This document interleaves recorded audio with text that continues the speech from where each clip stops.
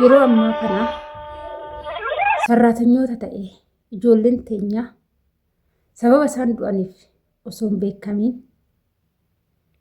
hojii seenanii torbee keessatti ijoolleen boqotan Dubaay keessatti yoo xiqqaate aga ijoollee 6 ta'ee jira. Reeffi aga 6 ji'a tokko donguutiin gara Itoophiyaa galee jira. Har'allee akkuma argitan obboleettiin keenya kun Dubaay keessatti yoo hojjettu waraqaan qabdu turte. Innaa waraqaa ishee ID ishee hojjechiifattee erga hojii seente reefu torbaanii jedhan. Iddoo hojii seente kanatti torban tokkotti guyyaa galgalaa hiriyaa isheetti taasifte mataan na dhukkubaa hin beeku garuu hojjettee taasifte ganama garuu duuteen ishee mul'atee reeffi ishee kun akkuma argitan gara biyyaa galee jira. Balaa tasaatis waan namarraa haa qabu ba'anii alattafus waan namarraa haa qabu hundaafuu shamarran hunda keenya Waaqayyoon nu haa eegu. Nuti harka Waaqayyoo jirra. Duutis ni jira. Duuti immoo kan biyya Oromoo sun taane kan biyya ofiititu bareeda. Shimbirris kan biyya ofiitii wacci bareeda akkuma jedhanii jechuudha. Inni obboloota koo ba'anii alattafuu ba'anii karaattafuu Waaqni namaa oolchu.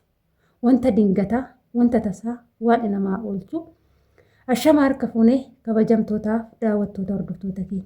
Nageenyi koo kan jaalalaa fi kabajaa bakkaa fi lafa jirtanitti isiniif haa baay'atu. Anis obboleettiin keessan bakkaa fi lafa jirutti Waaqayyoof galannaa ga'uu nagaa fayyaa kootidha. Egaa isinis akka nagaa fayyaa naaf taatan Waaqayyoorraa abdii guddaan qaba. Har'a viidiyoon har'a qabadhee dhufe Yemadaan qimamiitiif anaan dabalatee yoo danda'ame wanta nu fooyyessuu qabnu. Wanta boru miidhaa nurraan hin geenye. Wanta nuti odoon beekin tasa nutti dhufu irraa nu baraaruu danda'u tokko tokko isiniif qooduu barbaade tanan. Ofii kiyyaafis wanta isa fooyyeffadheen jira. Wanti sun boru namiidha kan jedhu fooyyeffadhee jira jechuudha. Innis maalidha?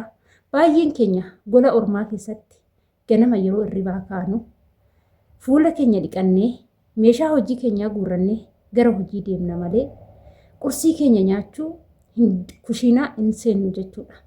Ani nattuun baranne jechuudha. Wanti akkana nattuun baranne ture. Irribaa ka'e taanaan fuula koo dhiqadhe taanaan garuma hojii tan deema malee nan nyaadha shaayii dafifadheen dhugaa yookaan bishaanan dhuga jedhee yaaduun ture. Inni sun qaama kiyya irratti miidhaa gamee akka fidaa jiru nan arge jechuudha. Ijoolleen tasa lubbuun isaanii darbaa jiru irrattis barumsa guddaan fudhadhe. Ijoollee baay'een tasa xiqqishuma yoo dhimaman du'anii dhageenya. Kana jechuun miidhamuu qaamaa jechuudha. Qaamni keenya boqonnaa gaariin qabu, irriba gaariin qabu, nyaata gaariin qabu yoo xiqqoo ishii waa dhimamne isarraa hafuu hin dandeenyu jechuudha. Kanaaf obboloota koo yoo dandeessan jechuudha wantoonni si fooyyessuu qabdanii ganama yeroo irribaa kaatan akka irribaa kaatanii fuula keessan dhiqattanii hojjettan kushiinaa dhaxxanii bishaan birciqqoo 2 yookaan 3 yoo dandeechan dhuguu.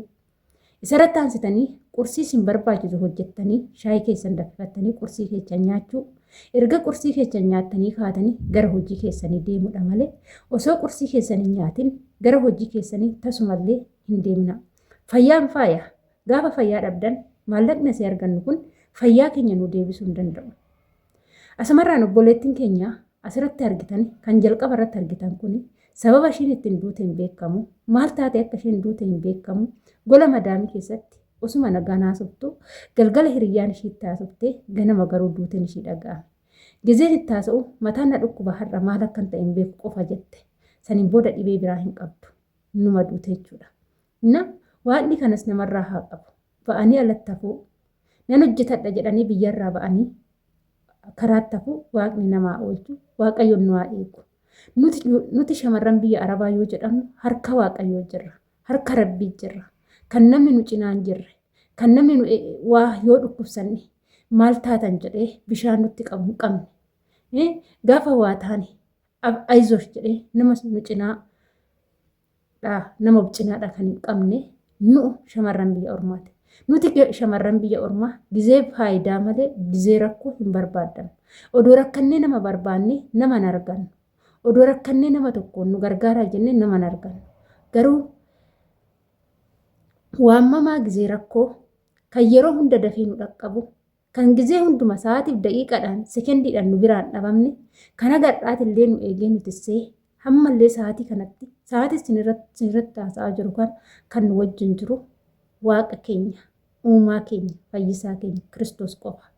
Akkasumas rabbii keenyatu nu faana jira jechuudha. Osoo isan qabaanne, osoo waaqa hin qabaanne, osoo rabbii hin qabaanne nuti qaataa dhumanne jechuudha. Kanaaf waaqayyoon gaditti nutillee of eeguun nurra jira. Wantoota qaama keenya nu miidhanirraa fagaachuudha. Innis shamarri baay'een ganama yeroo hirribaa kaanu nuskofii fayyadamna. Nuskofee fayyadamuu jechuun nuskofee gaafa dhugnee baay'een keessan ni beektu. Gaafa nuskofee dhugdan ni beeloftu. Nyaata ni barbaaddu, hin barbaadan. Appitaayitiin keessan cufamaa deema. Appitaayitiin keessan cufamaa deema jechuun immoo hanqina nyaataa godhachaa deemtu jechuudha. Anamma gaafa nuskofee dhuge guyyaa guutuu oolee qursii osoo nyaatiin, misaa osoo nyaatiin iraata qofa nyaadha. Iraata sanuu sirriitti nyaadha. Maaliif nuskofee sun dhaqeen na quubsaa nama hin beelechuu jechuudha. Kanaafuu nuskofeen miidhaa dhiigatis namatti fidaa. Akkasumas miidhaa nyaata dhoorkutis hin fidaa. Kanaaf ganama yeroo hirribaa kaatan nuskofee hin fayyadamina. Warroonni kanaan duras nuskofee fayyadamtan, warroonni nuskofee jaalattanii yoo danda'an isa san of qoxxabaa. Yoo danda'amaa ta'e mana madaamii keessaa hin dhabamu. Yeroo barbaadan ganama yeroo hirribaa kaatan aanneen aadiinillee manoota arabaa keessaan dhabamu jechuudha.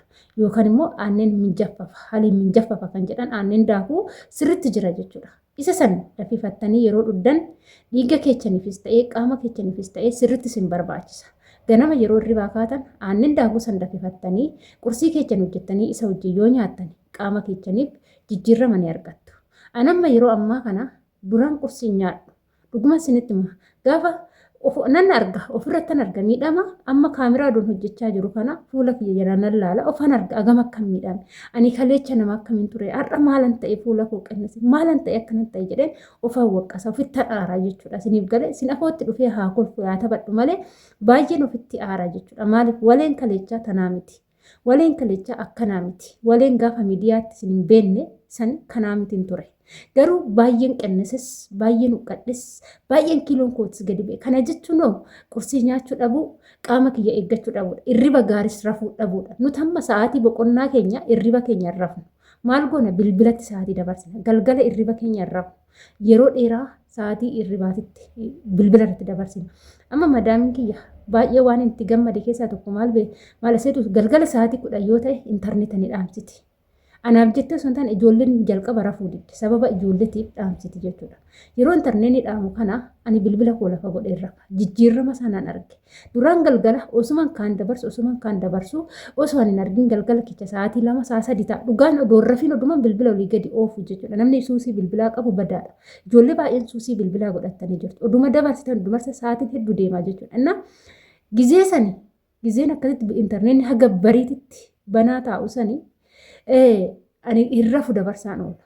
Ganama yeroon hirribaa ka'u akka kunuu namni uleedhaan naqaxaqaxaa bulee fuulli kiyya nadhii ta'ee ijji koo na diimateetti. Maaliif hirribni narra jira? Hirribni narraan galle hirriba rafuutti garuu hojii gandaa dirqama waan ta'eef kan ka'e jechuudha. Yeroo baay'ee maal taate hirraftuu naan jedhanii na gaafatu jechuudha. Isiniif galee miti bakka fuulli kiyya akka nama dhimamu akkas fakkaata. Kana jechuun miidhamuu qaamaa. Hirriba gaarii dhabuu, nyaata gaarii dhabuu, qaamni kee dadhabaa deemuu. Gaafa qaamni kee dadhabaa deemu immoo bakkuma raftetti hafuunis jira jechuudha. Kanaaf obboloota koo dursa ofii keessanii kennadhaa. Dursa qaama keessanii kennadhaa. Yeroo kushiinaa madaamii keessattis hojjettan sa'aatii dheeraa kan dhaabbattanii hojjettan yoo ta'e dirqama sa'aatii dhiijjattanii wanta hojjettan yoo ta'e malee yookaan immoo taa'atii hojjedhaa jechuudha. Sa'aatii dheeraa dhaabbachuun immoo dhukkubbii kalee namatti fidanii beektu. Dhukkubbiin kalee yoo isinitti dhufe immoo baay'ee ulfaata jechuudha. Dhukkubbiin kaleen akka isinitti hin dhufne immoo baay'inaan bishaan keessan dhuguu yoo dandeessan immoo garbuun ni jira manoota madaamii keessaa isallee dafiftanii bishaan isaa akka shaayitti fayyadamuun kunis dhukkubbii kalee isinirraa dhoorkuu kan danda'u yoo ta'u isin garuu qaama keessan sirriitti of eeggannoo godhadhaa. Isiniin jechuun asumarraan gorsa obbolummaati ofii kiyyaafis itti fayyadameen isiniifis qooduu dhufee jechuudha. Bakka hin balleechuu jiraate dhiifa manaa godhaadhaa. Obboloota koo nuti baay'een keenya bakka rafanitti hafaa jiru ijoolleen keenya. Kanaaf adaraa of eeggannoo godhadhaa gola ormaa keessatti isiniin jechuun ana obboleettii keessan waleetu birra. Mana kanammoo like, share, subscribe gochuun nu faana dhaabbadhaa isiniin jenna. Hanga viidiyoo biraatti walitti deemti turtii gaarii isiniif haa ta'u. Kan du'es waaqayyoon lubbuu isaa haa maaru kan jirru immoo sirriitti of eeggannaa isiniin jechuu jaaladha. Turtii gaarii isiniif